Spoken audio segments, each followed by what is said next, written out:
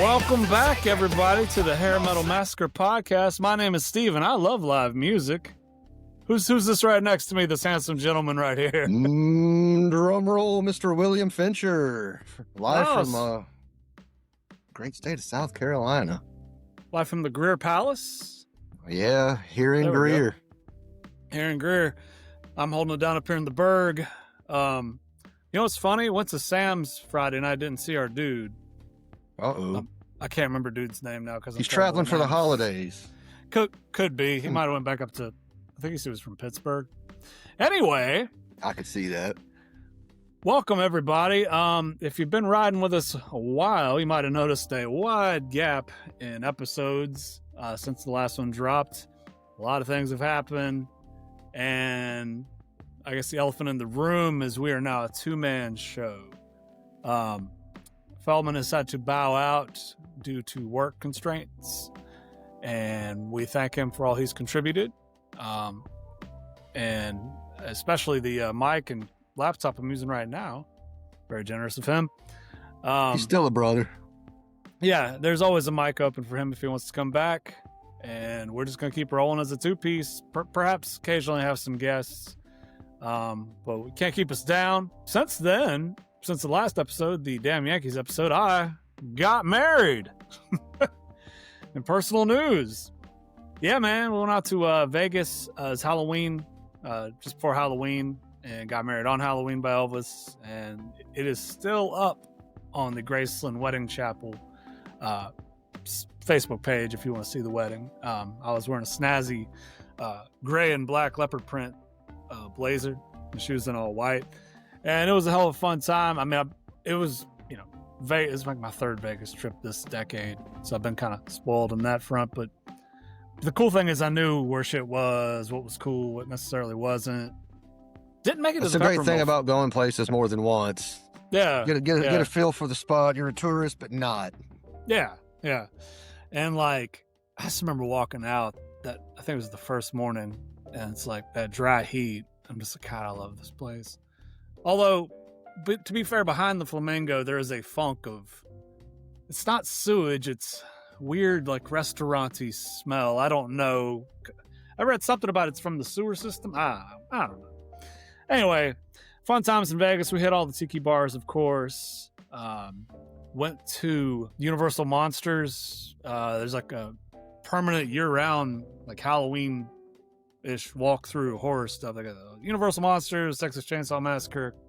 And it was funny because me and the wife had never went through a haunted house of sorts and shit, and I annoyed her because I was just kind of nothing really phases me. And motherfuckers are showing, and I'm sitting here looking at the decor, the scenery, and I'm like, damn, they did a good job on this. This looks just like the fucking movie.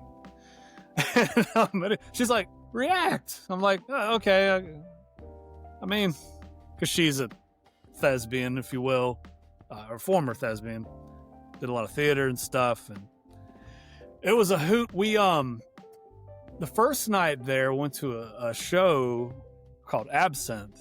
It's a production company of it's a company called Spiegel World or something. They do that one. They got one in the Cosmopolitan, and they got one in the Link.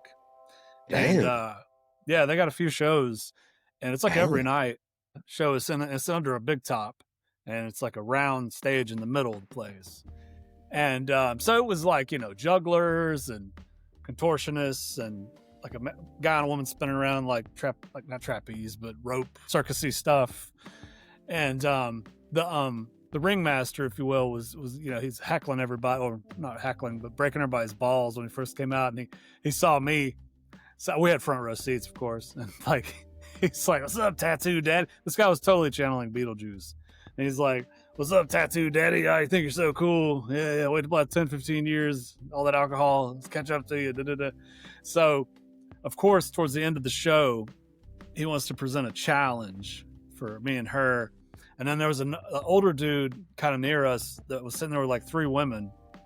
And then there was a gay dude sitting there with 2 women, other way, older gay dude. So he's like, "Hey, get up on stage. We'll give you something free if you do this little challenge for us." So we're like, okay, fuck it. So the challenge was I give my wife a lap dance. I was like, no problem. Got this. So, you know, we both jump up on stage. It's nothing to us. And they proceed to play Pour Some Sugar on Me. So that was cool. I even like took my shirt off and shit, got bucked. And like, so then like the what appeared to be a Mormon guy didn't want to do it. He didn't want to get up on stage and do nothing. So the gay guy proceeded to do a horrible dance for his friend or whatever. So we won tickets to a show at the Link called Disco, which I wanted to go to anyway. Thankfully we hadn't bought tickets yet, but we were so whooped we never even went to it. I just like gave him some chick in the hallway. I was like, here, 2 free passes to Disco, whatever. But it was a fun time regardless. Now, the funniest thing was like when we were leaving out of the show, Absinthe, these like bros with like polo shirts on. Like, hey, are you guys plants? We're like, no, we've been on stage plenty. It's no thing. It was fun though. It's a setup. No stage, no crowd fear or anything of that sort. Like whatever. Yeah, that's one thing that used to being in front of people and talking in front of people used to terrify me. I could fucking care less now. Put me on camera. I don't give a shit. What do you want me to do? I think I got over that when I really started playing in bands in my later teens. Like I could see that. Yeah, that really breaks you of that. And then like I remember when I went to tech, I took public speaking and it was just like nothing. And by my 20s, it was like, yeah, whatever. But one weird thing did happen in that public speaking class. There was this really skinny pale girl, and we're like reading whatever the hell we were doing on podiums.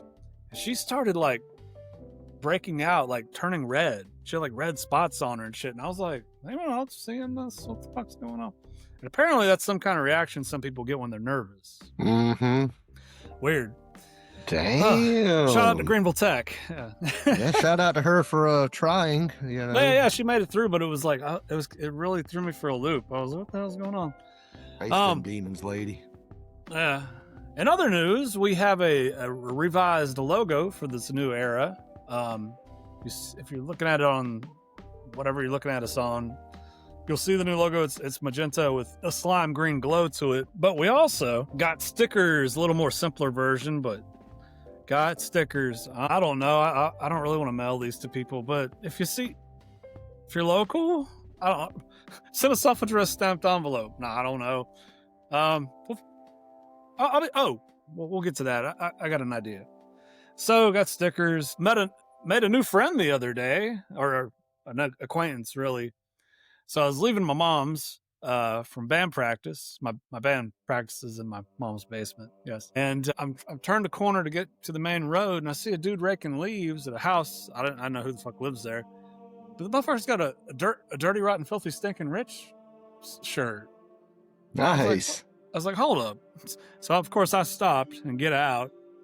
And it's an official, like, real vintage warrant shirt. I was like, holy shit, man, that's rad. He's like, hey, yeah, I saw your sticker on the back of your car. There's a sticker on the back of my car that says I love hair metal. So he was super cool. Apparently, him and his wife are from L.A., and he had played in some bands. I don't know which ones. Of course, I gave him a sticker, told him to check us out. And he seemed pretty cool.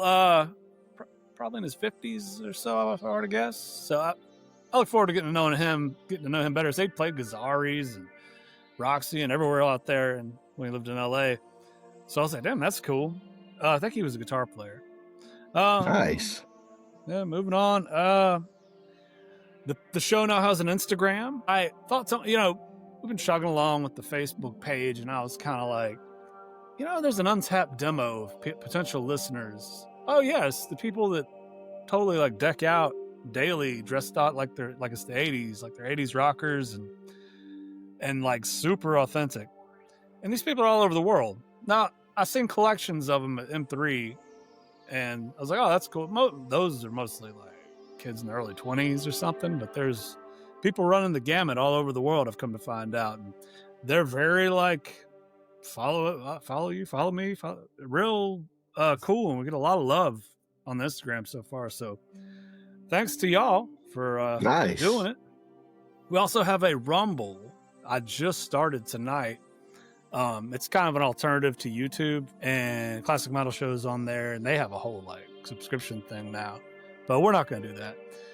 But Yeah, Rumble is pretty cool. I uploaded a few previous episodes, so let's see how kind of traction that gets. And finally, I haven't been to a fest in a minute here. I know they've been doing this Monsters on the Mountain up in Gatlinburg, right? So I was like, because I'm like, man, next year it'll be 2-3 years since I've been to a fest.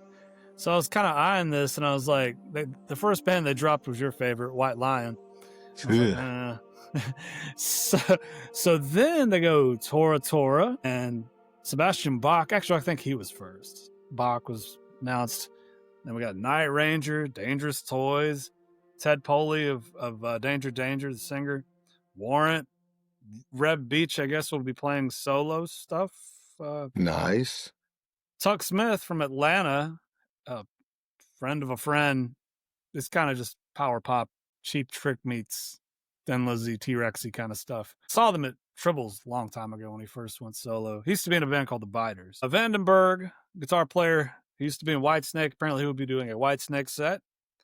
Steelheart, Lita Ford, Vixen, they're always fun live.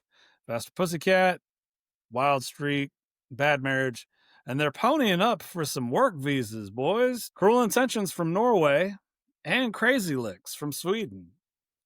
Nice. Now, I think Cruel Intentions played last year, so I think they were a hit, and they're like, they're a great band, both of them. I saw Crazy Licks on the cruise last time. It was great. Oh, also, I didn't even mention John Waite and singer of the Babies and solo stuff and Bad English. And When I See You Smile. Yeah. Rick Springfield has just been announced. And the icing on the cake, Piercy and DeMartini. Now, if I'm a betting man, given that it's Tennessee, and I think they've had him before, I'm pretty sure Kiefer's going to get on this. Tom Kiefer. I'm just interested to see who else they announce, because apparently a guy on my route, he's been to it before, and he was like, yeah. So what it is, they got a smaller stage upstairs. This is at the Gatlinburg Convention Center, right in the downtown heart of Gatlinburg, Tennessee. And there's a small stage upstairs where I guess they'd have like Bad Marriage and stuff play. But downstairs there's 2 different stages, so I guess it rotates back and forth the big stages. So it's a whole to do. Nice. So if you see me out there, me and my wife will be there. I'll give you a sticker and promote and all that stuff. Take a picture if you're feeling frisky. Oh, I didn't even mention this. So, also in Vegas, I can't believe or did I tell you this? I don't remember. I don't think I did. I think I want to save it for the shows. The wife and I go to Zach Bagans' Haunted Museum, right? If you ever watch Ghost Adventures, the guy with the glasses, he's a pretty big deal. Yeah. Yeah.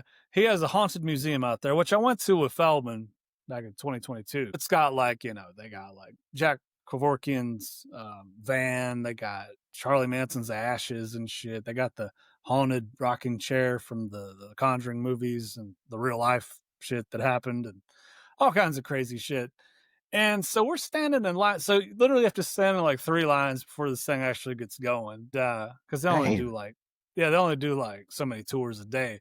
So we're sitting there and we're like at the 3rd waiting area. There's these 2 girls in their 20s. And they kind of been looking at me here and there as we're sitting there waiting. Like, so finally the one asked me, she's like, "Are you on YouTube? I'm like, as a matter of fact, I am." No fucking way. I was like, "Yeah, Hair Metal Massacre podcast." They're like, "That's it." I'm like, "Wow, that was the first." Interesting. I'll be goddamned.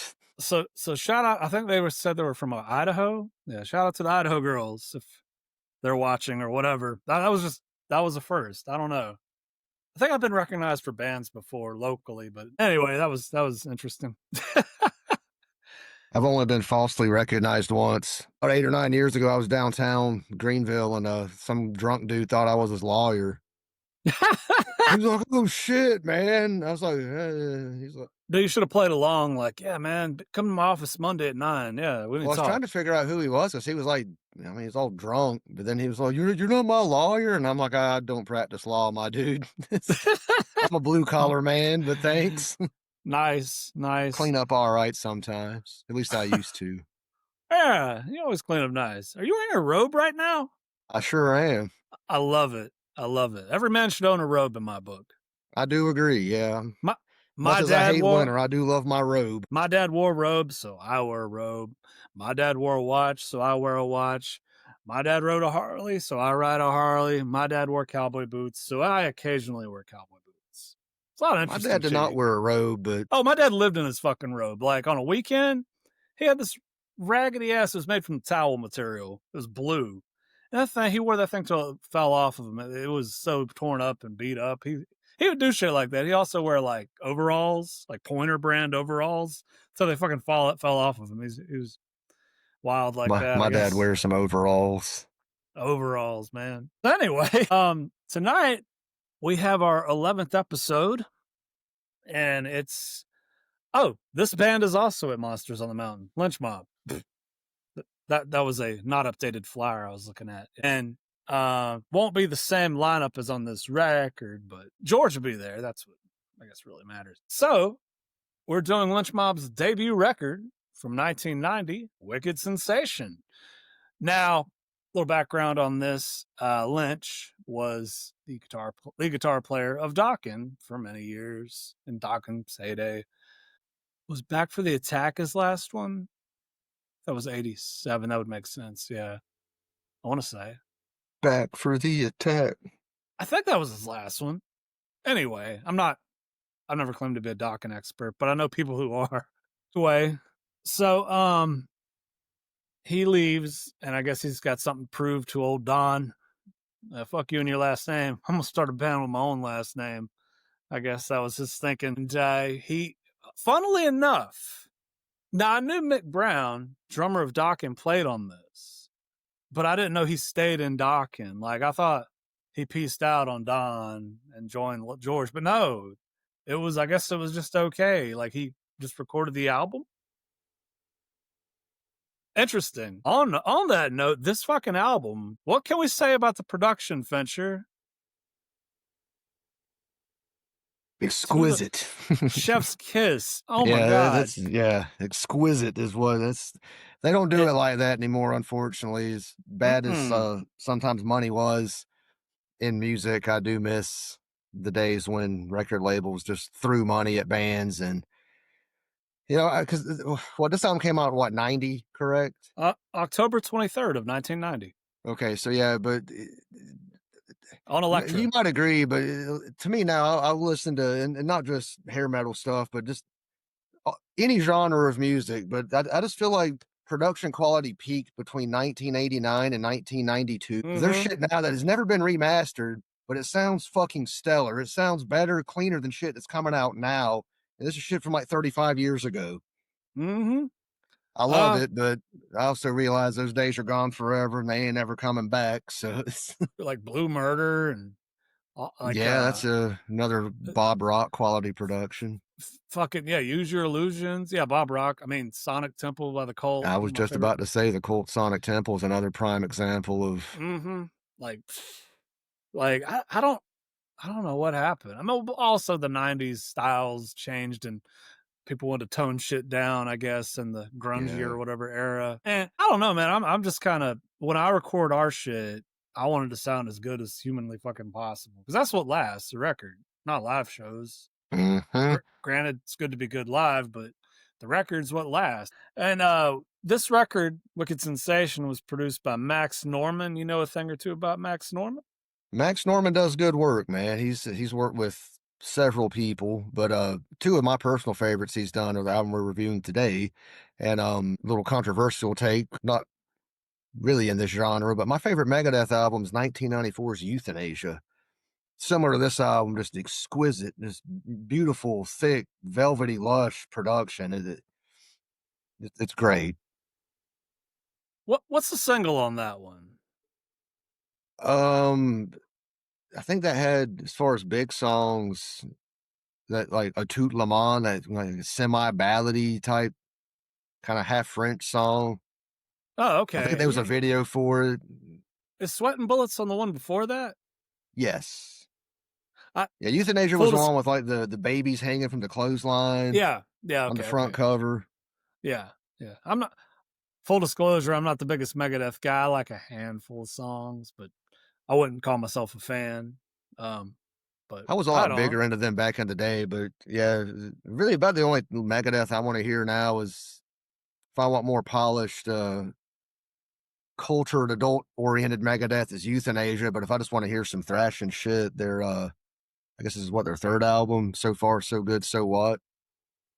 What about Rust The in intro to that Peace? album is an absolute fucking scorcher. Like if World War III breaks out, I've always like that's just the type of songs you listen to, and I could just like I'm a fighter pilot, fucking shooting rockets, blowing shit up. Like Nice, nice. Right on. Yeah, I've always heard Rust in Peace is one of their essentials also. that's That's I mean that the is hanger a great album. I don't want to shit on it. That is a magnificent metal record, ha- 100%. I think it was hanger also produced by 18. Max Norman. Ah, I think that might have been his first album with Megadeth. I think he did that one and then the two after it. they did some Ozzy too, I think. I So believe, yeah, he did work with Ozzy. Yeah, it might have been Blizzard yeah, I because think I didn't that's right. realize Yeah. No More Tears was produced by the same guys who produced the much forgotten about third but Britney Fox album. Oh, Bite Down Those two Hard. guys, that team, Yeah, Dwayne and whoever the fuck else. I'm having a brain fart. It's been a long day, but that's no that excuse. those two. That's another example of great early '90s production. Both of Hmm. those. That's my favorite Ozzy album, actually. No More Tears. It's hard for me to argue that not being the best Ozzy album. He Yeah, has a lot of other great ones, but yeah, No More Tears is just I don't know. I think that was peak once again Ozzy. love Ozzy. Full disclosure, Ozzy did no wrong, but No More Tears is just I think his only solo album to where it was just No firing on skips. all eight cylinders the whole way through. Absolutely, Like absolutely. everything was just meshing well. Killing it. All right. Well, at this point, we mentioned band members of Lynch Mob. Those have changed a little throughout the years. The only mainstay being, of course, George on that guitar. But on this record, their most prominent singer, I'd say, Oni Logan, who has come in and out of the band multiple times. Hmm. Um, I think longtime bassist Anthony Esposito. I think he was with them a good while and then pieced out. He also played with Ace, I understand. Ace Frehley. And then Mick, but Mick has since I think when we saw Doc and Mick was still there on drums at the M3. But he's since I think retired. so. Yeah, he's fully retired from playing. Wow, man, Mick Brown. When did you discover this record? I discovered this album. I think I was about 19. It might have been the late stages of being 18. But yeah, it was I'd been into this genre of music for a while, but I had not really got big into Dokken at that point. But when I was around 18, I started, listening to a lot more Dokken, and I was like, oh, these guys rock. And then I heard about Lynch Mob, went to our former great music store Manifest, used to be around here, picked the album up, and I just remember listening to it on the way back home. It's like, holy shit, this is amazing. And I've loved Banger. it ever since. I love this album when you're in the mood for it. Summertime in Florida, baby. That's what it reminds me of. I'd heard the band name Lynch Mob, but never checked them out. But when we were at that one uh, Darlington race and you were Hmm. playing it, it caught my ear. I was like, what the hell is this? And how do I not know about it? It was like 10 Yeah. years ago, maybe. I'm pretty late to the party on it. But It's understandable. yeah, I mean, this album did only go gold. It's their that's best it. selling album to my knowledge. And there have been some vinyl reissues I have not copped yet. It was a pretty cool one. It's like yellow vinyl. I thought that was neat. I Nice. don't recommend the reimagining thing they put out in 2020. I listened to that and I was like, I know why they did this because it put more Yeah. money in their pocket because they're not paying the licensing fees and everything, not paying the major label. But I ain't trying to shit on nobody, but I've never heard a band re record anything that was even remotely as good, much less better than the original. But yeah, I gave it a shot. I listened to that many years ago. It was during COVID, just sitting around. I got nothing else to do today. I'm gonna listen to this fucking re-recorded Lynch Mob album. I Not wasn't only is that impressed. I mean, there was some. I don't know. It was better in some ways than I expected, but I really didn't expect much. So it's not saying much. not But only is yeah, the album cover inferior to the original, the music is too. yeah, it was Oh, pretty bad. I have a George Lynch tattoo of sorts. This guitar here. and that's his actual signature. I forgot what the hell it is. ESP? Mr. Scary. Yeah. Well, I think that one Hell actually has yeah. bones and shit, but this one just kind of represents my love for the genre. But I've never actually owned that guitar, but you can buy them. But it just kind of represents my love for the genre. So that's our experience with it, and I guess let's get to it. Let's kick it off with the first song, "Wicked Sensation," the title track, also a single from the record. Here we go.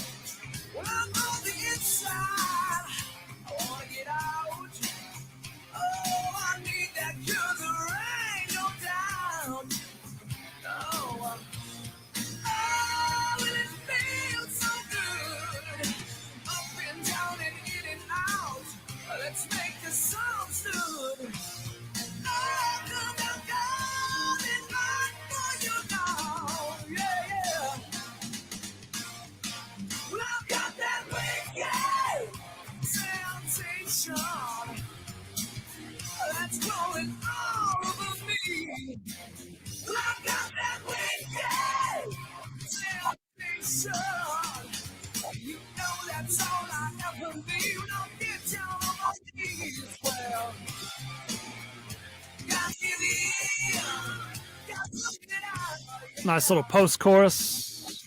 It is solo.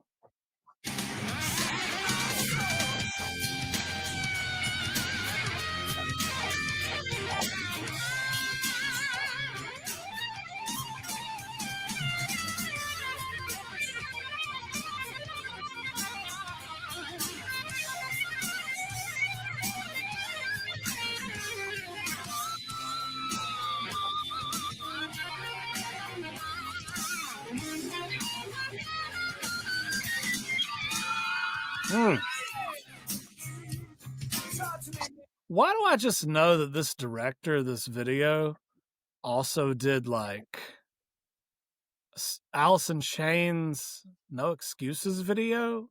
I could see, yeah, or What the Hell Have I could see that. Yeah. It just has that same look, vibe. I never even thought about that, but yeah, when you mentioned it, yeah, absolutely. That had to be the same dude. It's probably the same dude. Yeah. Hell, it might be Michael Bay for all we know, because I think he started out on video. No, Michael Bay directed House of Pain video for Faster Pussycat. Oh, I didn't know that. Yeah, hell, we should look that up sometime. Who actually did that video? Well, thoughts on Wicked Sensation, Fincher? Man, that's goddamn one hell of a title track, one hell of a album opener. That song in my mind is just like the peak existence. You know, you're summertime at a pool, the beach is like 100 feet that way. You know, you're ripping gators in the bathroom, drinking beer, smoking cigarettes, talking to women. It's good stuff, man. The life I want to live. Sandy great beaches. Vibe, you know. Yeah, totally. It's hard to be in a bad mood listening to that song. And just like so, like style and like it's got a swagger. It's got to a swagger, dude. Yeah, it's like, yeah, bitch, I'm the shit and I know it. Yeah. Yep. And it is hot ass song, hot ass solo. Now I noticed something upon re-listening to this whole record. George has a definite little noodle that he does a lot. Now I do know this, he's like me, self-taught. That's probably from that, because he's like, oh, that's good. But he kind of, it kind of is what made him. I don't know, just something I noticed. So it's cool.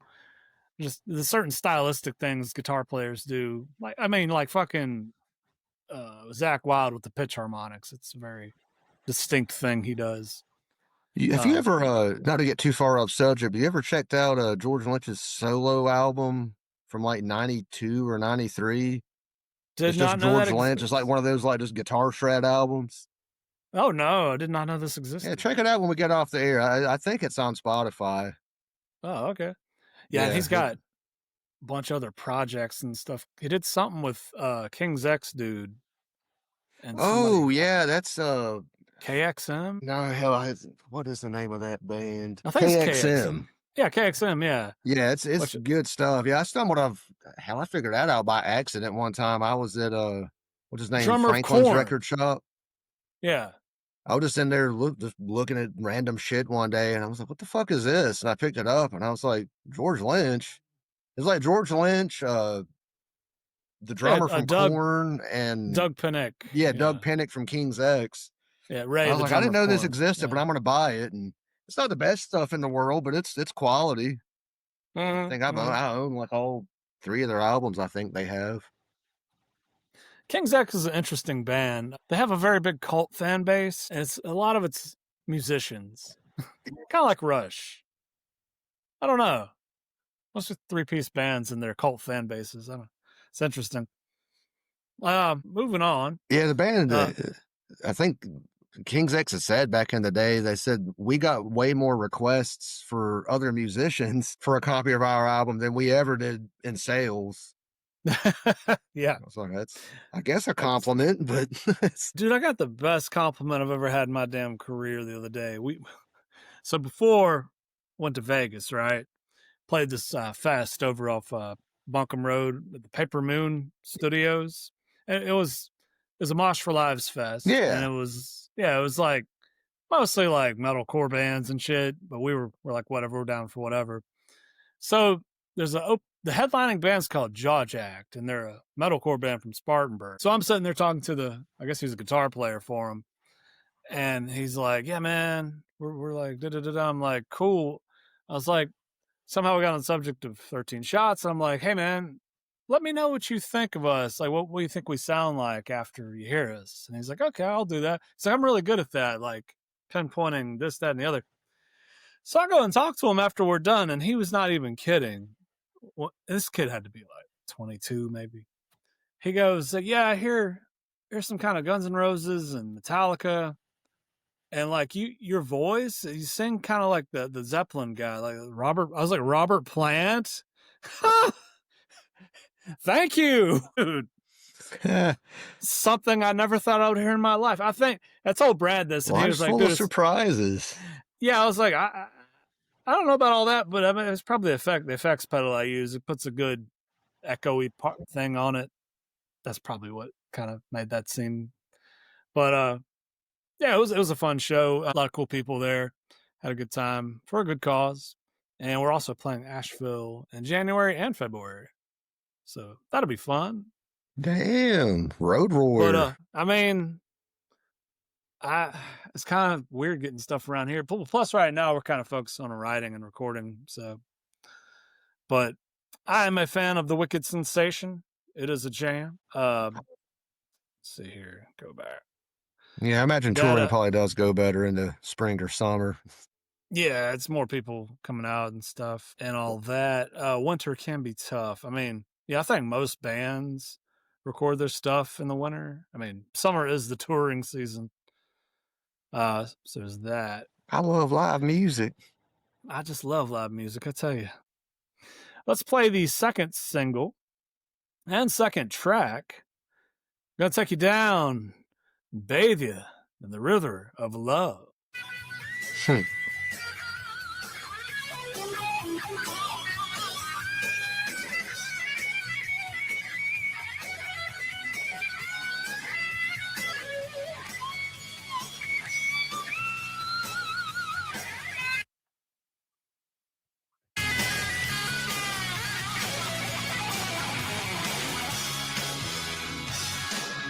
Yeah.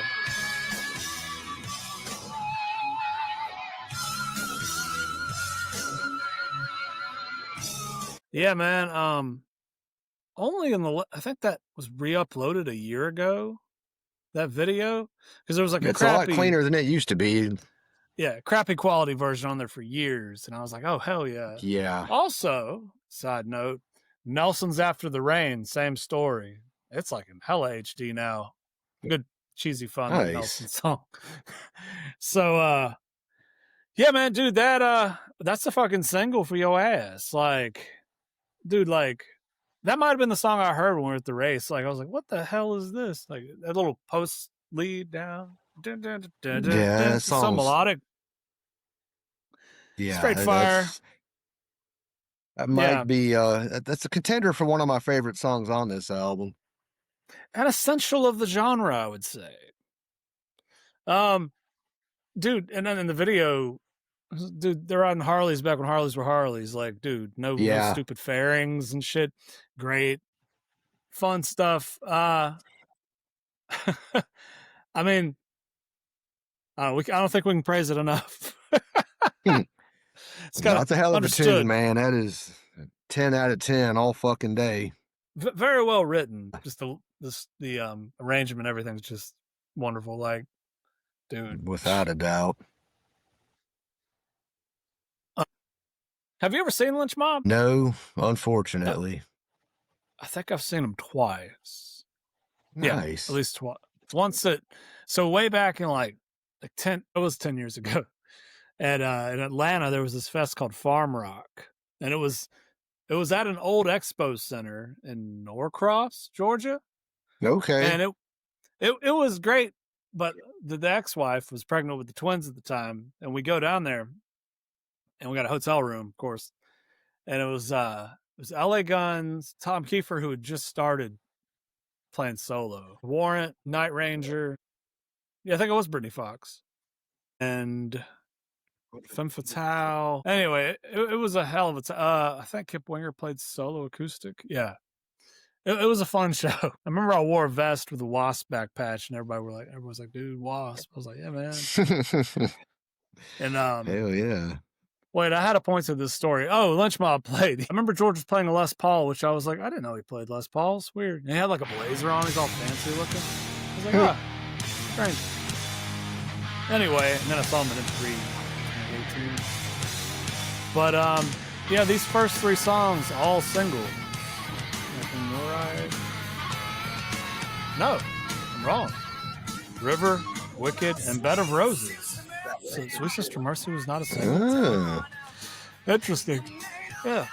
I didn't know Bed of Roses was a single. Yeah, I neither. Yeah. I had it written down. I forgot. But yeah, River of Love.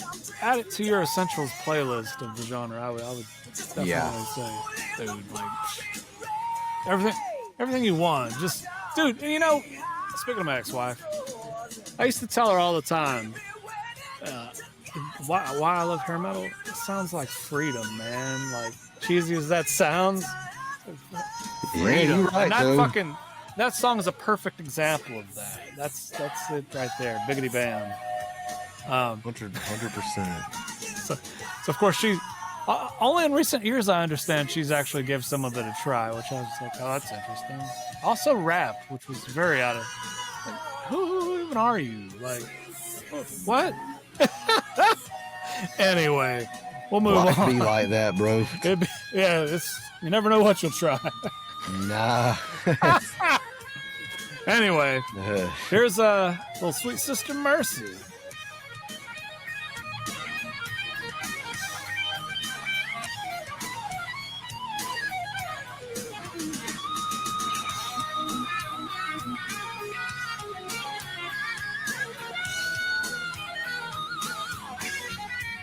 The harmonica. That Western shit.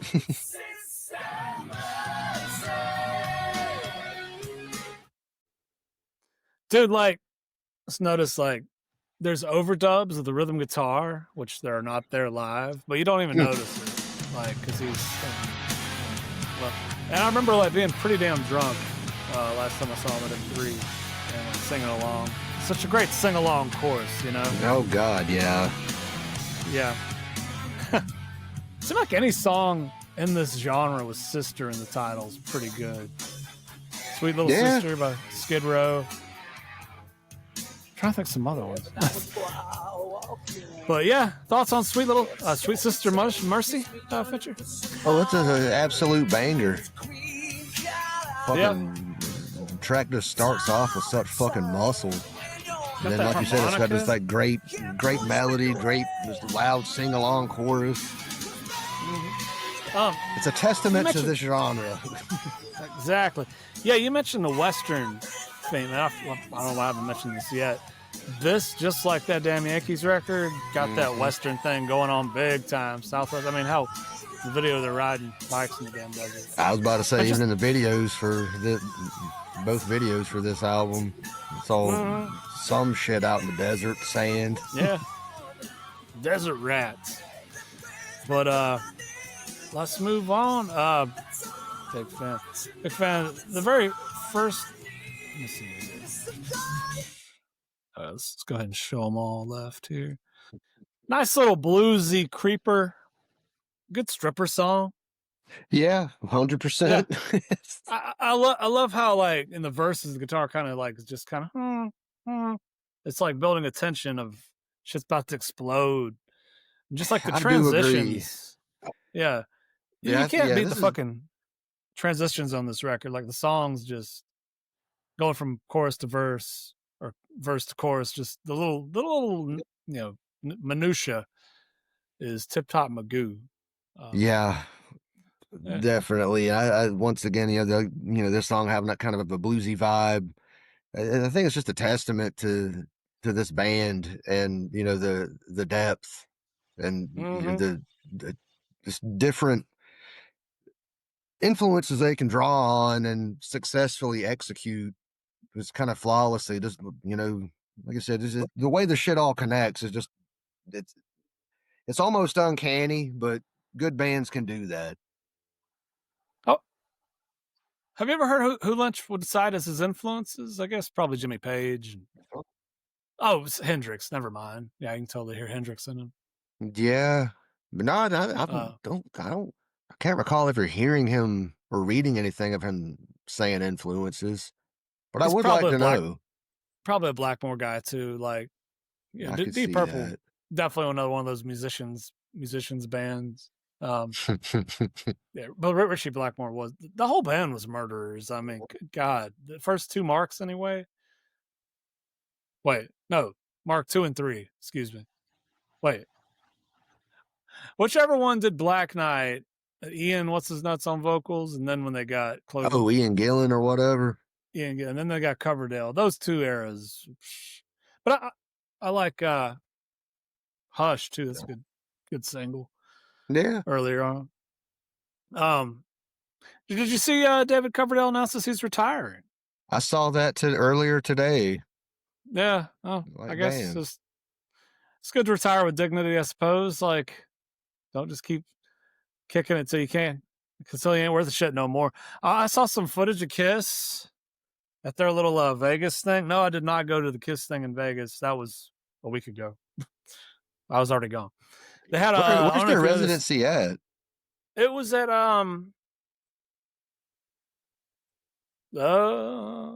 if you hadn't asked me, I could have told you. It wasn't Luxor.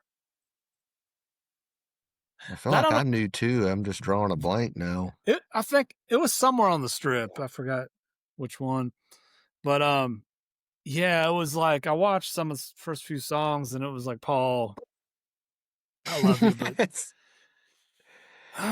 there's a reason y'all called it a day. Y'all called it a day 2 years ago for a reason. Gene still sounds wonderful, but then again, Gene ain't singing that heavy hard as shit. Oh yeah. Like last summer I watched, so there's he goes around playing solo shows, right? And it's all Kiss songs, and I'm like watching him play Beaver Dam, Kentucky, where they have pretty good bands come through, middle of nowhere.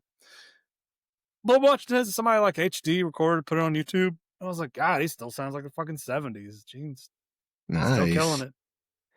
Which I mean, Robert Plant sounded good when I saw him a couple years ago. Oh, where'd you see him? Up at the Asheville Civic Center. Oh, no shit. Yeah, my sister had some tickets or something to Robert Plant, Alison Krauss. Oh, okay. She picked me up, drove me up there. Now, he still sounded great. I mean, I was kind of shocked. It's like, damn, that dude's got to be at least pushing 80 if he's not over 80, right? He's in that neighborhood, if I were to guess, yeah. Yeah, but no, he sounded great, and he was cracking all kind of funny jokes and shit on stage. Didn't hear a lot of Zeppelin songs. Heard like one slowed down like medley, but I still can say I saw Robert Plant perform live. That's all. They've got a lot of records together, him and Alison Krauss, don't they? Yeah, I think like 3, 4, maybe something like that. Something like that, yeah. Huh. I don't think they're working together anymore, though. Apparently, they worked well as musicians and writing together, but their personalities were vastly different, and they did not get along when they weren't writing music.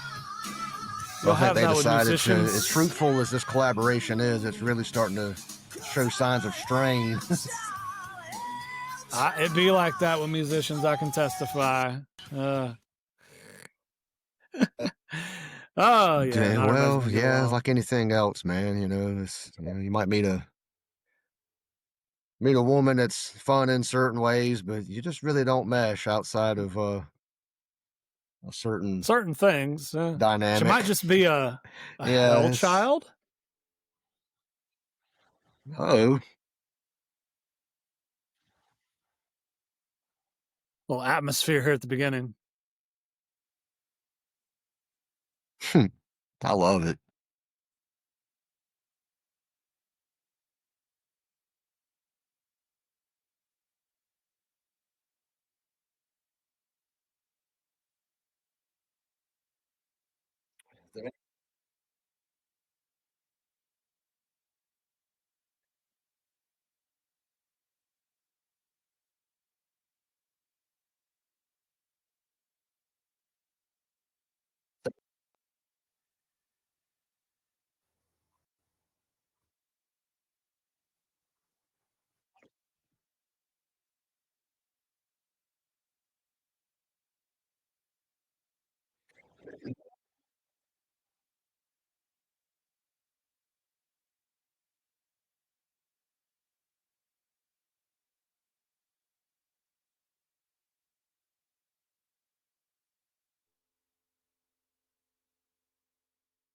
Very Zeppelin right there.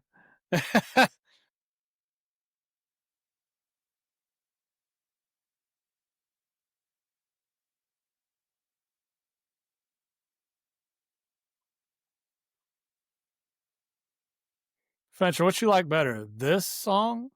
Huh? You like Hell Child? You like Hell Child or Devil's Child by Priest better? Devil. Yeah, I mean, it's okay. It's kind of there. God, it's almost 5 minutes long. Jeez. I put it like this: I like the song, but this is one of those songs like this album's on, or just like I got a playlist going. If I'm about half lit and I hear this song out of nowhere, I'm like, yeah. Yeah, nice. I know what you mean. Yeah, just listen it through the sequence. It's good, but are you big on listening? Is what I'm looking. Are you big on listening to stuff in sequence, like? Fincher? Say what now? Are you big on listening to stuff in sequence? Like, when you put an album on, do you hit random, or will you like only listen to it in order? Not usually. Most of the time, if I play an album, I just want to do it old school, like just drop the proverbial needle and let it go. But I do listen to a lot of playlists and mixes. It just kind of, mixes shit up that way. But as far as actual albums, I don't normally do shuffle. Some albums. Barry would do that all the time. Oh, Barry was the king of shuffle and programming. Yeah, that dude loved programming shit. I'm like, just shout out to Barry Kerr. Skip button twice, bro. Shout out to Barry, Rob's dad. Yeah, I'm glad he's still rolling strong. Mm-hmm. Yeah, we'd hang out with him and Rob, and like he'd put a CD on, just hit shuffle, wouldn't listen to it in order. But like executive producers, that's kind of their job to like listen to it. Okay, the song it should go in this order. It's one of their jobs. But yeah, I personally, of course, have vinyl, so I do listen to stuff in sequential order. But when it comes to my personally curated playlists, especially like it's like dark wave or something, like I will hit shuffle in a real fucking quick.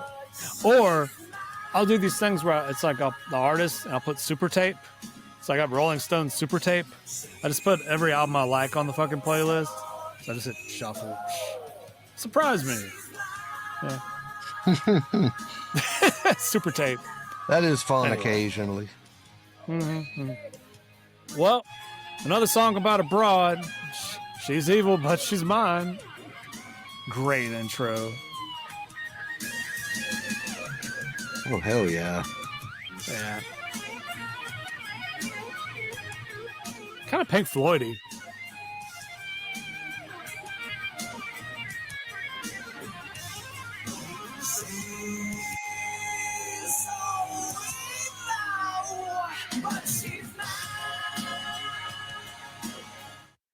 Yeah, very Zeppelin, which is great.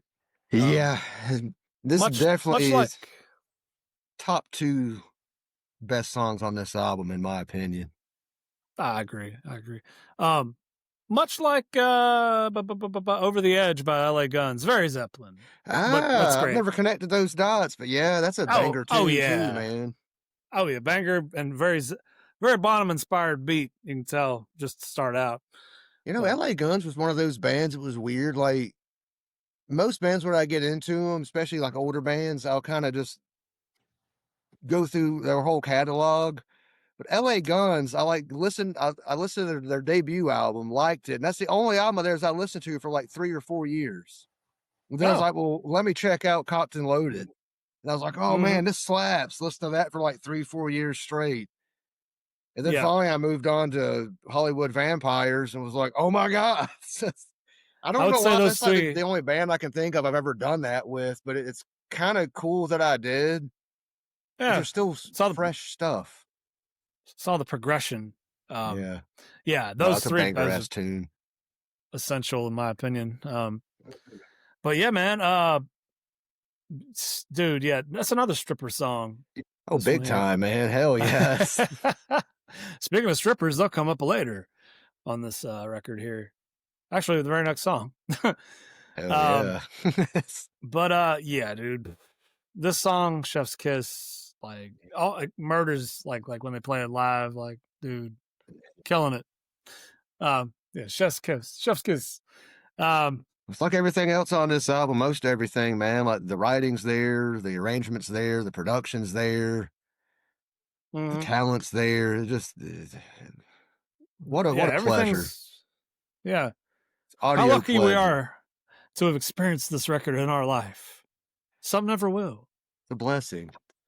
Yeah.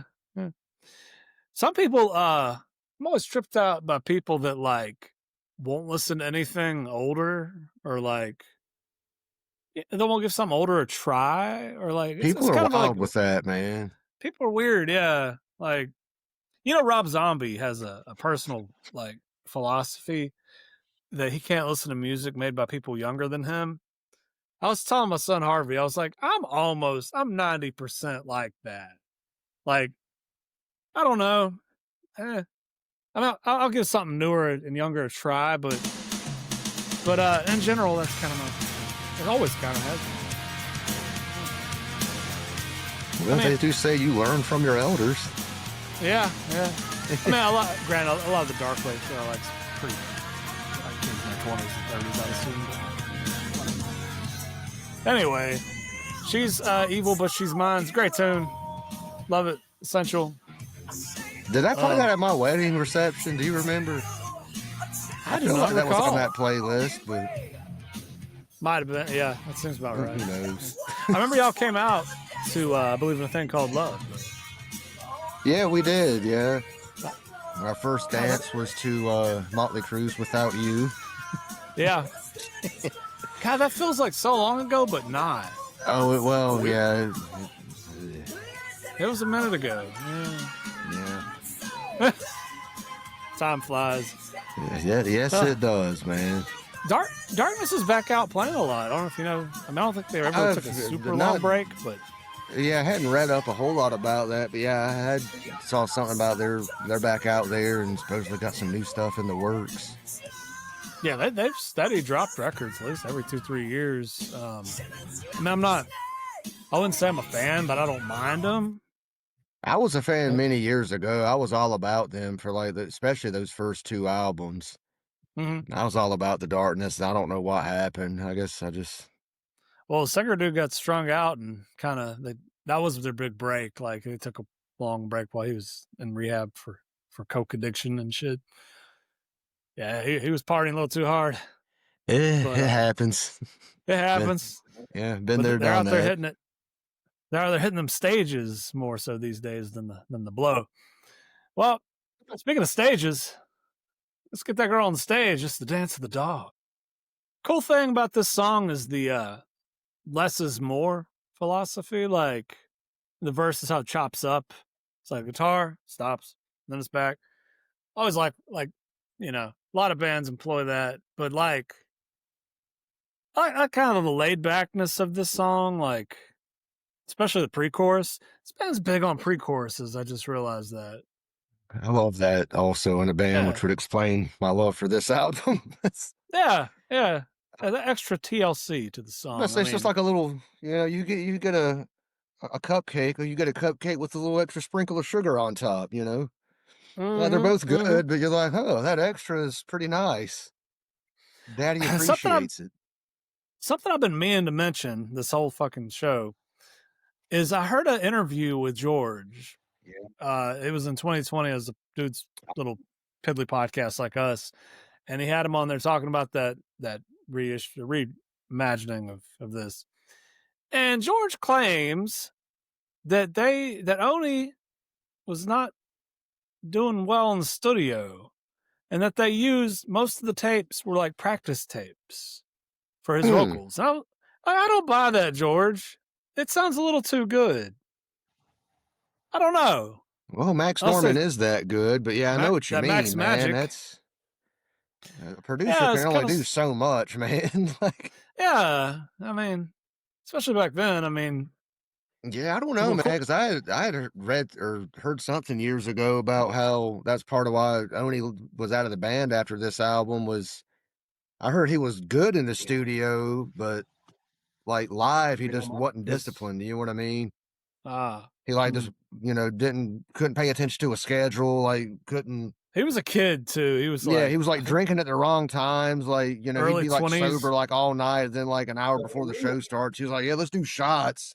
Let's get fucked up." And they're like, "No, dude, we're about to take the fucking stage. We party afterwards." Yeah, you gotta. Yeah, I don't know how true that was either, but I do remember hearing something about that a few years ago. Yeah, because the very next one had Robert Mason, who is currently in Warrant. But that's a good album. It's a downgrade from this, but it's still a good album. Have you ever listened to the Lynch Mob rap rock record? Smoke This? A long time ago. Actually, I think when I was working at the BMG factory all them years ago, I bought it at the company store for like $2 or $3 new, and I was like, hell yeah, man. Side note, people listening, way back in 2002, Fincher and I both worked at the BMG distribution center here locally that's since gone tits up. Yeah. Fincher was a maintenance guy. I was on a maintenance crew, man. I was working with a lot of dumb people, and I just pushed boxes out of the way when they got full of CDs. And then I'd make new giant boxes. It was like for big cities, like they basically it was like Columbus, Baltimore, Detroit, Dallas. And it was like they'd come down this belt, the CDs that were shipping out, and boom. And once the damn box got full, I had to push it so that the forklift could put it on the trailer to ship out. Yeah. I did this job for 4 or 5 months. And at age 20, I was either 19 or 20. Getting up and being at work at 6 a.m. was murder. That shit sucked ass, dude. Not a fan. Hell, 7 o'clock now is tough enough. My rock and roll ass, like, dude. Yeah, my fun fact about BMG on the maintenance crew, I was one of the youngest dudes on the maintenance crew. I worked with some wild bucks, and Steve, you knew me back then. I was pretty wild guy. So in lieu of eating lunch, one of the guys that was over 21, we'd go to that Spinks across the street, and he would just get 40s for everybody. So we go back to the BMG parking lot, just sit out in the car, like smoke cigarettes, listen to music, drink 40s. We're like, all right, we're going to go back to work. That's the only job I ever got fired from. Because I wrecked a golf cart and I drove a forklift off a loading dock, and they were like, "Dude, fuck off, get out of here." I was like, "Damn." Wait, you drove a forklift off a dock? Oh yeah, we were fucking drunk, dude. We built a ramp for a forklift. We raised the forks all the way up and just drove it off a fucking loading dock. It's actually honestly a miracle I didn't get injured in that, because obviously the forklift tilted over, and luckily in my young, dumb, drunk mind, I automatically just grabbed the top of the forklift and threw my legs out the side that wasn't falling over. And I was like, I could have really fucked myself up on that, like crushed a leg, you know what I mean? Like, I didn't know all that happened, dude. So I'm one of my little insider here. This is a really dark, humorous thing about me, but I think that like people dying on the job is hilarious. Yeah, I could see that. So listen. So there's like, there's those work safety videos on YouTube that you can find. Oh, those are gold, man. One of the best ones is, look, people after this podcast, go look it up immediately. Will you be here tomorrow? It is so over the top with gore and fucking just insanity, explosions and shit. It's great. 5 stars on that fucking movie. Will you be here tomorrow? Look that shit up. Also, this is terrible, but a few years ago, 2 years ago, there was a lady that worked for Wells Fargo in like Phoenix or something in the offices, right? And it was like, she went to work on Friday and like died in her cubicle.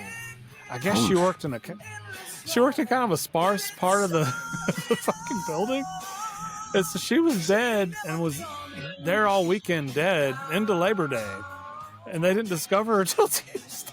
Oh, shit. So, damn. So I'm like, wait, when you die for Wells Fargo on the job, do they send the covered wagon to pick your body up and take to the morgue? I'm a terrible person. But I don't know why that's funny to me. I'm just sick like that, I guess. Yeah, I got a fucked up sense of humor too, man. Laugh at shit I really shouldn't, but having kids has made me a little better of a person in some ways, but in some ways I'm still horrible like that. But anyway, let's move on to the rain.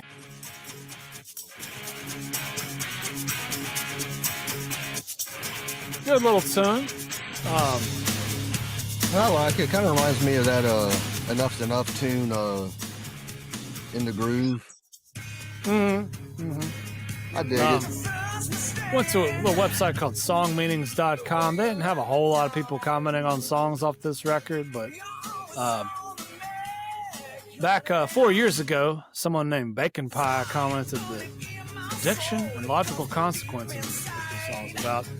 A song about a girl using drugs to find meaning in an aimless life. She finds herself later being confronted by a crass reality, but she tries to forget the upcoming issues by continuing to use drugs. Continue using drugs. Yeah, don't do hard drugs, kids. Take care of yourself and each other. Well, yeah, just be responsible. Yeah. And remember, most often, like everything else in life, most things are better and more enjoyable in moderation. Too much of anything is a bad thing. Tomorrow's probably coming. I've learned that in 4+ decades of being alive. You can still have fun.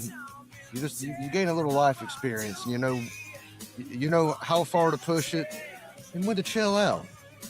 A little unsolicited life advice from a fucking retarded podcast co-host, but hey. You never know where you'll find magic in this world. Hey, Sage look, advice. Man, if I gave somebody a little good advice or whatever, that's a good thing, you know. Well, moving on from drugs, let's move on to relationships. Something else that can be. I'd rather do drugs. Sometimes romance, it ain't no bed of roses.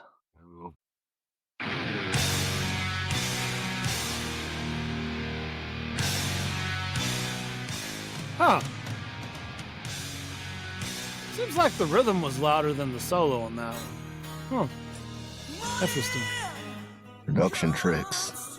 Yeah, maybe he couldn't. I don't know, maybe we just couldn't find a solo we liked, and then last minute they got one. Like, it's kind of low in the mix, but whatever. Yeah, we'll make it work. I wonder if I have no idea if there was a video for that one, but I don't really want to look it up either. If there is, Anyway. I've never seen it. And I'm not saying there isn't one, but I used to spend a lot of time scouring YouTube for obscure videos of this genre. Hell, you used to download videos. I remember that. Like, yeah. Also in 2002, I remember being at a party at your place, and you had was that down video for Ghosts Along the Mississippi, and some Faith No More videos. I was like, oh, sweet. That was back in those days when the internet was pretty slow. But yeah, before I go to bed every night, I'd set a queue of things to download while I slept, because it'd take for goddamn ever. We are spoiled nowadays with that, man. Oh God! Yeah. Imagine the shit we have now, so 20 years ago, and be like, what? yeah. Shit's so instant. Now, this same party was the one with there were German exchange students. I think we hosted some Germans. Because my sister was in the German exchange student program. As I'd already graduated, but it was kind of nice having, some hot some year and a half, 2 year younger German chicks in the house. I'm like, hey, baby, you ever had American sausage? No sauerkraut? Yeah, I got some kraut. It may not be sour enough for you. Nice. Well, let's look at it through these eyes? That's how long the song takes to play.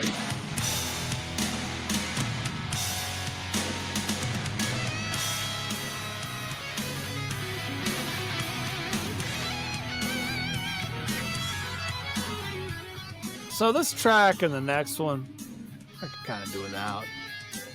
Yeah, I know what you mean. They're not horrible, but yeah, every album's got some filler, right? This is true. But thoughts on Through These Eyes? It's like I said. I mean, it's nothing to really brag about. This is not a song I would play for somebody I was trying to introduce to Lynch Mob. But as a fan, it's a late album track, or if it's on a mix, I don't change it. I'm like, oh, cool. It's not one of their best songs, but it's still Lynch Mob. There's a lot of times where like a great band's worst song is better than other band's best song. And that's kind of how I feel for that. Even this being kind of middle of the road, let the kids say, what was it, 6, 7? 6, 7. Yeah. We fuck with the kids and go 8, 9. And they're like, what? Like, oh, don't worry about it. You wouldn't get it. It's a millennial thing. Yeah, 8, 9. You kids aren't But cool. they're kind of getting burned out on the 6, 7 now. It's hilarious. Well, yeah, because the youngins, their attention span is like that of mosquitoes, Mm-hmm. Trends are... I thought trends were pretty quick moving a few years ago, but good Lord, man. These new kids, it's like... There's not even 15 minutes of fame anymore. It's like 5 minutes of fame. Yeah, half a minute. Yeah. Well, your 30 seconds is up. Please step aside. Mm-hmm. Well, let's move on to, I think, the longest track on here, For a Million Years. I can totally hear this song on like a direct-to-video 90s action movie. Yeah, like it almost sounds like a soundtrack song. Yeah, like a transitional scene, like where the cop or whatever is like going through it and just, I think about, have you ever seen the Charlie Sheen movie, Beyond the Law? I'm pretty sure. He plays a cop who infiltrates a bike club that's led by Michael Madsen. Yeah, I've seen that before.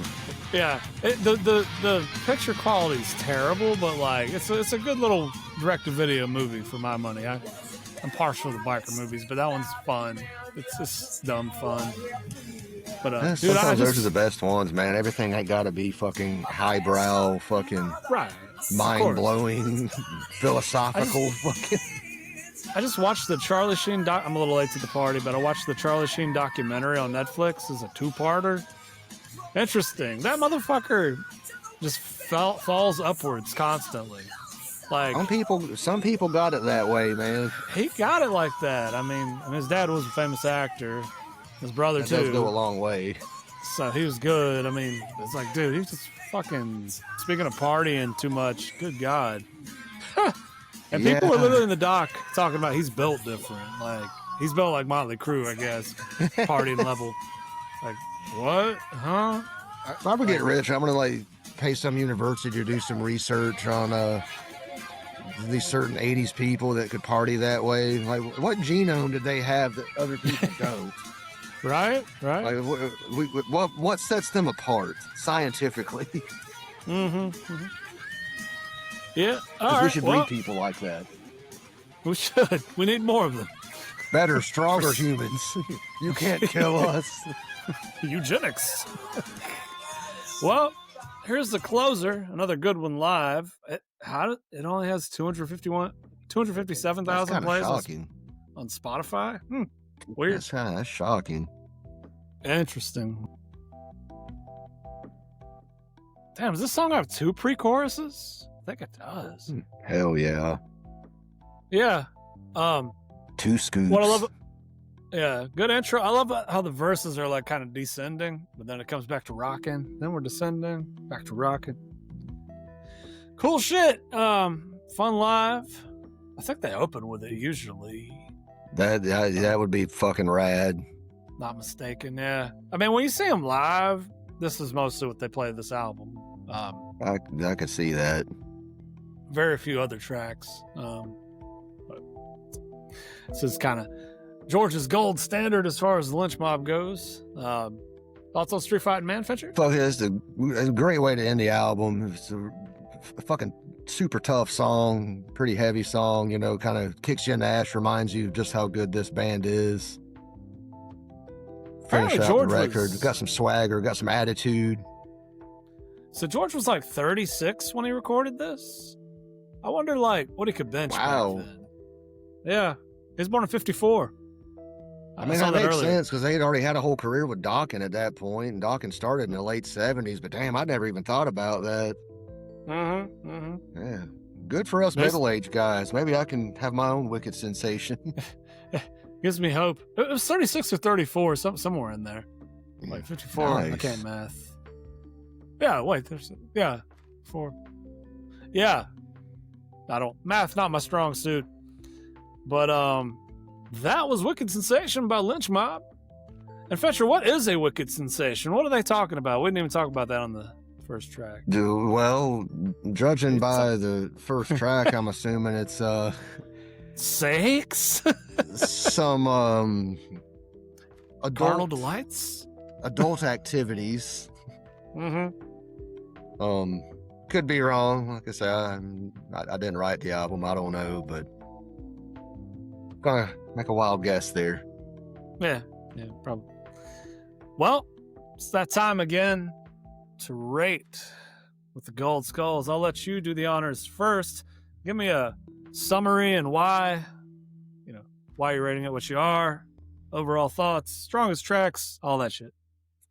All right, so this is definitely one of my top 10 albums of this genre, maybe even top 5. It's also from my favorite era of this music. I kind of love that 90, 91, like the tail end of it. I feel like a lot of quality came out at that point in time. And a lot of the earlier bands had sobered up and put out their best albums. You know, Motley Crue, for example, with Dr. Feelgood in 89. I feel like Poison's best sounding record is 1990's Flesh and Blood. Yeah, that's very well produced, very well written album. That's a story for a different day. But but this album coming out when it did in late 1990, I love that sound, love the vibe. Max Norman is a hell of a producer. I think the label and the band expected this album to be a lot bigger than it was sales wise, but like I just said, it was the tail end of this genre. It ended up going gold, which is nothing to scoff at. But album starts strong, it ends strong. If I had to say top 3 songs off the album, definitely River of Love, She's Evil, But She's Mine. And honestly, I think I'd throw Rain in there as a third. That's just it's a chill song. Yeah. It's another one I could see in a movie. Yeah, it's okay. Yeah, I could. Yeah, but you know, like we've said before, maybe that's something they were kind of halfway shooting for with a couple of these tracks, being like a new band, even though they were industry veterans, like trying to put us in Top Gun, Days of Thunder. Now, who would you have put them on tour opening for back in, I guess this would have been 91, because this came out in October. AC/DC? Razor's Edge tour? That would have been one. I could have seen maybe Warrant on the Cherry Pie tour. Yeah. If they were still going. Yeah, definitely. But I think they were opening for Crew on Feel Good, yeah. That, from what I understand, yeah. Yeah, I think so. Yeah, their debut album, which probably definitely helped them being in front of that audience. Well, maybe not. Motley Crue did put out a couple of pretty tough albums. Mm-hmm. Warrant was a little more fluff, but they're a fun band. I love them. But as far as Lynch Mob, this album overall, it's, I would say, one of the best of the genre. It's a long-time personal favorite of mine. Of all the genres of music that I listen to, this is consistently up there in the amount of times or the frequency I listen to it, and how I've just never really got sick of this album. That being said, it might be the first 5-star I've given a album on this show. But yeah, this, in my mind, it's a perfect album. It's everything you want. Like we've talked about through the. It's all I want. It's all I need. There you go, man. They said it for me. Yeah. But no, it's like you said, it's just a lot of fun little extras thrown in there, whether it be a little noodle here or pre-chorus here, or it's just production's great, arrangement's great, writing's great, everybody sounds great. Oni Logan, one of my favorite voices of this genre, also. Kind of a shame they weren't able to. I mean, I think he came back on some later Lynch Mob recordings, if I'm not mistaken. I think so, yeah. I think like Burning Sun's one of them. It's good that I own, but it's a shame they couldn't have kept this momentum going. I really would have liked to have known what their second album would have sounded like had he stayed with them. That's a good album too, though. Robert Mason's a hell of a vocalist. I wonder if Oni's like a shaman or like a medicine man or something now. I could see that. I wouldn't doubt it, yeah. Somebody that or maybe he works at Home Depot. I don't know. Maybe he just hangs out at his local bar and brags about Lynch Mob and beats the shit out of people. I mean, maybe he's a tough guy. He's a bouncer. What the fuck you looking at? I'm Oni Logan. He might be the DJ at the Titty Bar somewhere in Shittsville, Arizona. Who knows? God, wouldn't that be a job, man? DJ at the Titty Bar? Yeah, man. Even if it was like fucking Wichita, Kansas, if I got offered that job just to be the guy. Next up, it's Stacy. Imagine you were a journeyman Titty Bar DJ. Like I've DJ'd in Nashville, DJ'd in Wichita. What an existence. Sioux Falls. Jesus. Hell, we got a movie here. Well, no, Dalton he actually did stuff other than play music. Oh, I watched the Roadhouse remake with Donnie Darko with my son. It was actually okay. It was. So, the only similarities to the original was it was about a bouncer named Dalton who traveled to a place for a job. That was about the only similarity. And there was a big baddie boss. But hell, the boss was kind of a pushover. I don't know. It was weird. Like it was very much trying to do its own thing. But you gotta respect that, I guess, even if it didn't stick. But I also think like any remake, you should wait at least 30 years to do a remake. I mean, but this also is completely different setting. Conor McGregor is randomly in it. He's quite unhinged. He's basically a gorilla. It's a good role for him.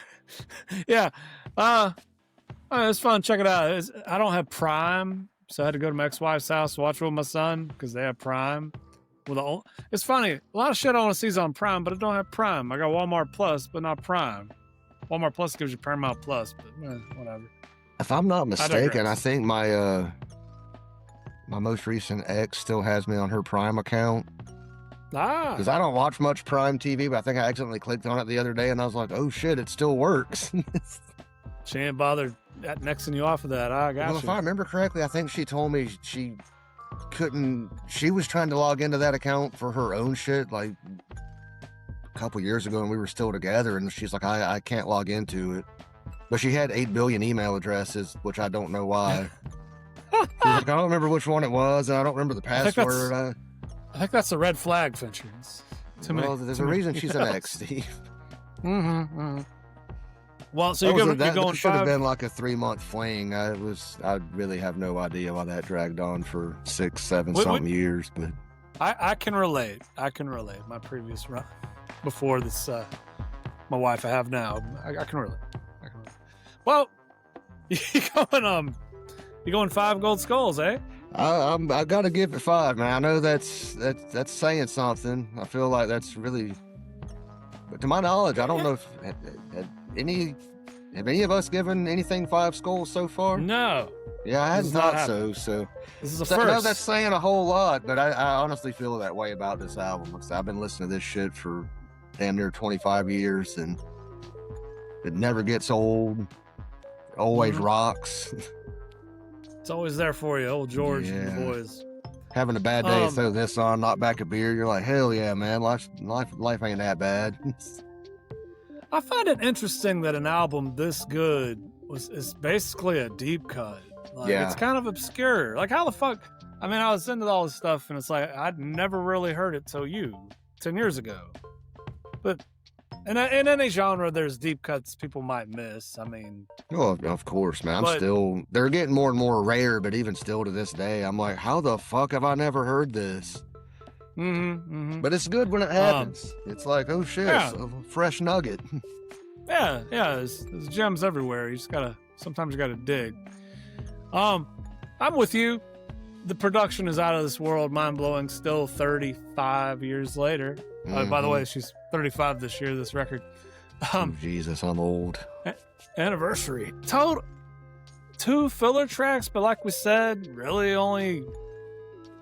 Even the filler tracks, I feel like are like 5 out of 10. Like, they're not intolerable. They're just not as good as the slam dunks. Hell yeah. It's essential listening for being a fan of the hair metal genre. I'm with you. 5 gold skulls. Coming back strong in the new era here in the Hair Metal Massacre podcast. Speaking of coming in hot here at the end of our first year.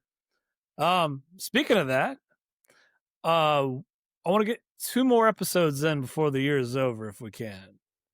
I don't see that being a problem. Got 7 weeks left. Yeah, true.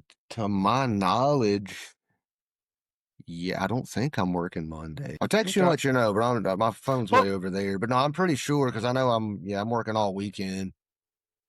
We'll play it by ear. But I'm pretty sure Monday I'm free. I don't usually work Mondays.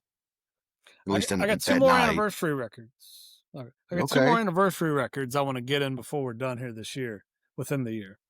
Hell yeah. First off, another 35-year-old one. Slaughter's debut, Stick It To You. Oh, hell yeah. That's a quality fucking record. And also, after that, I want to do Kiss Asylum, which is 40. Nice. They had a big to-do re-release on vinyl and everything. I like that record. I like 80s Kiss, actually. You know, it's funny. As it is, I like 80s Kiss better than 70s Kiss. Not that I don't like 70s Kiss. I know it's, yeah. I was about to elaborate. It took me a little while to warm up to 80s Kiss, to be honest. Charlie had to turn me on to him. Because I was always kind of like, Well, see, most people are, but I just, my cornball loving ass, I was like 15 or 16. I was like, I don't really care for 70s Kiss, but this 80s shit rocks, dude. Nice. Bill and Ted soundtrack. Hell yeah. All right, folks. Well, thanks for tuning in. Give us a follow on the new socials, the Rumble and the Instagram and all that stuff.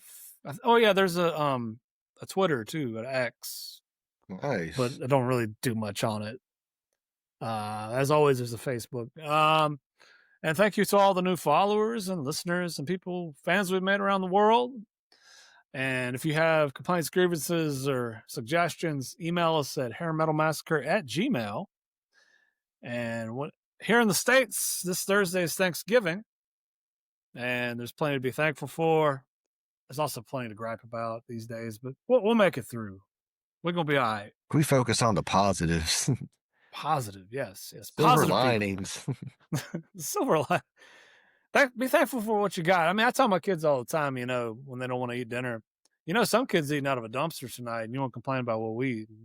Some kids getting the shit beat out of them. Yeah, exactly. Be thankful you ain't them. Yep. Could always be worse. Right. I've lived worse. That's why I'm grateful now. Life's not that bad. Life humbles you. Yeah, it does. Well, everybody, thanks for listening, and we'll see you next time. Take her sleazy. Adios.